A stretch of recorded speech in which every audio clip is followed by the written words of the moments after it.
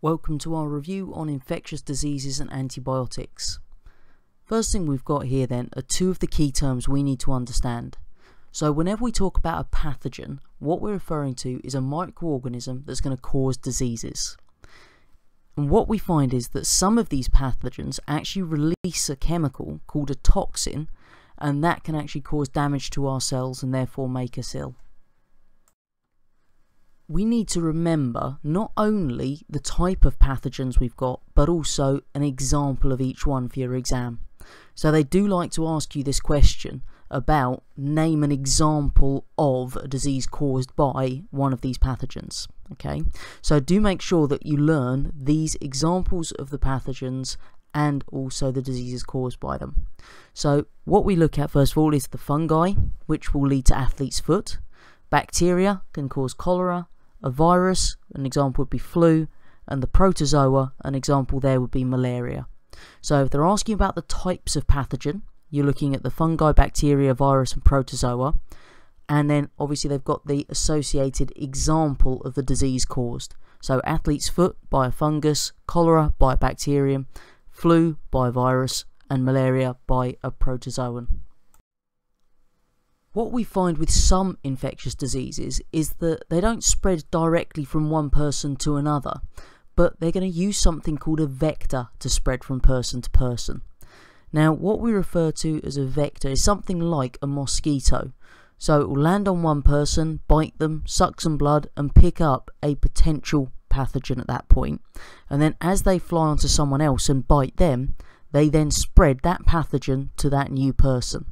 So malaria is an example of a disease that's caused by a protozoa, and it's spread by these vectors of the female mosquitoes. So what we actually find is that when we're thinking about the malaria parasite, both humans and mosquitoes are hosts for it, but the mosquito is also the vector. So it's going to carry that protist from one person to another. Another term we need to understand is the incidence. When we're referring to the incidence of a disease, we're talking about the rate at which new cases occur in a population each year.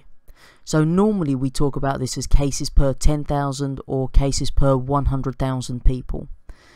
Now, what we'll find is that the incidence of a disease can depend on a couple of factors. Some diseases' incidence will be affected by the climate, and other diseases will be actually affected by the socio-economic factors. If we consider the climate first of all, if we've got these warm or hot places in the world, then what we tend to find is that some of these vectors are going to be able to multiply quite rapidly. If the vectors multiply rapidly, that means that we've got more of them available to spread the disease from person to person, so we tend to see an increase in the incidence. So an example there would be a malaria mosquito, and they need the water to breed, as we previously mentioned.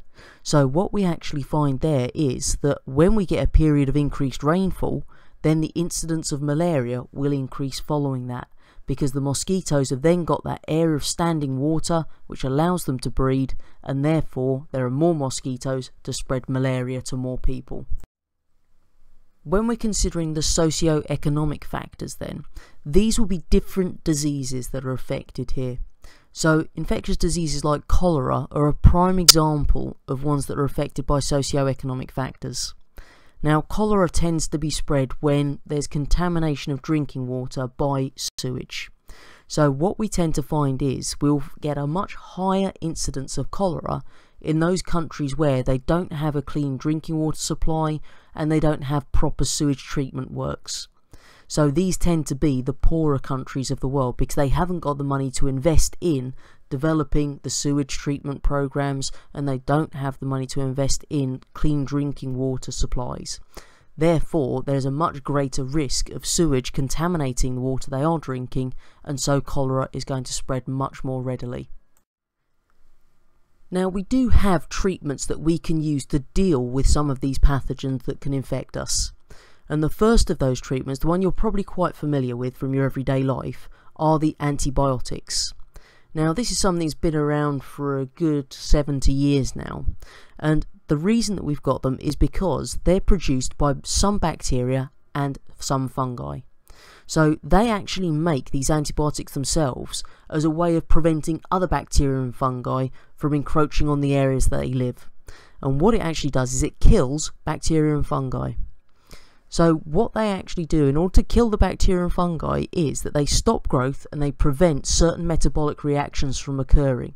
And if those metabolic reactions can't take place, then it's going to lead to the death of that particular organism. One thing to make sure we do understand though is antibiotics do not kill viruses. So we cannot use antibiotics to treat a virus. And the reason behind that is that the virus doesn't actually grow and it doesn't have any metabolic reactions that can be prevented.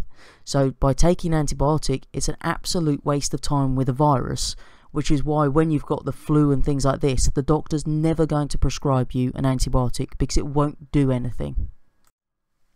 Finally, we do have something we can do to deal with a viral infection. So we've got another group of drugs called antivirals, and the example I've given you there is Tamiflu, and those ones will deal with a viral infection in our body. And the way that they do that is by inhibiting the replication of the viruses inside the host.